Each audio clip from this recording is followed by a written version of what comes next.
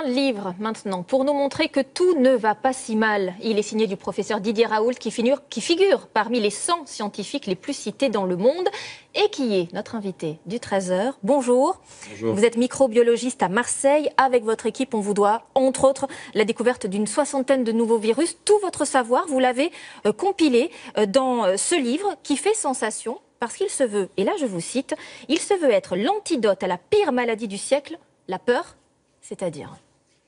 C'est que actuellement les inquiétudes ont pris un tel niveau avec si peu de contre-pouvoirs que on finit par avoir peur de choses qui ne se sont pas passées ou que l'on prédit et on ne fait pas attention aux choses que l'on pourrait modifier pour gagner en qualité et en quantité de vie. Vous vous érigez en fait, oui, contre les marchands de peur, ceux qui prédisent sans cesse le pire, alors qu'il y a de bonnes nouvelles, lesquelles doivent nous rendre optimistes aujourd'hui.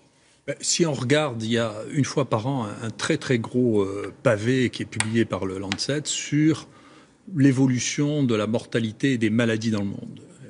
Et globalement, on meurt tous à la fin, bien sûr. Il y a 55 millions de morts par an. Compte tenu de l'augmentation de la population, on peut me dire qu'il y a de plus en plus de morts. C'est vrai. Oui.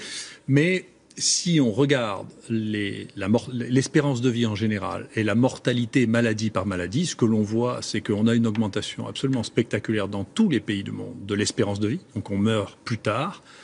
Et y compris, il y a une diminution rapportée à l'âge du cancer, des maladies cardiovasculaires. Et donc on n'est pas du tout... Il y a quelques points dont je vous parlais qui sont des points qui sont inquiétants, pour lesquels il y a 2 ou 3 dans lesquels il y a une augmentation de la mortalité, mais pas du tout ce dont on parle.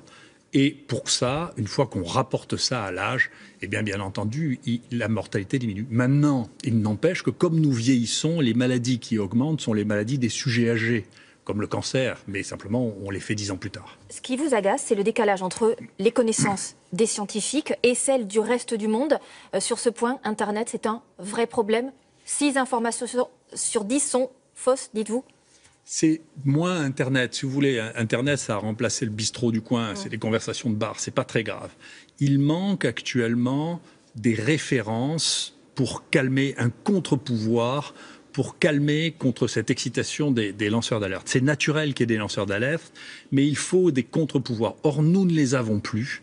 C'est-à-dire que les institutions actuellement surfent sur l'inquiétude populaire, et y compris l'OMS, qui est devenue une espèce de lanceur d'alerte. C'est-à-dire que la dernière directrice avait travaillé sur 2 maladies émergentes qui ont dû tuer 1500 personnes en 15 ans. Et ne plus parler de choses qui tuent des millions de personnes. Et donc ça, cette entrée en phase, cette excitation générale, c'est pas grave que la population s'inquiète, c'est pas grave qu'il y ait des gens qui disent attention, il y a peut-être un danger. Ce qui est très inquiétant, c'est qu'il n'y a plus personne qui calme les choses et qui les re-hiérarchise, qui les mette en perspective. Il faut replacer le curseur au bon endroit. Merci beaucoup d'être venu donc nous parler de ce livre. Mieux vaut guérir que prédire. C'est chez Michel Lafon. Merci David Raoult.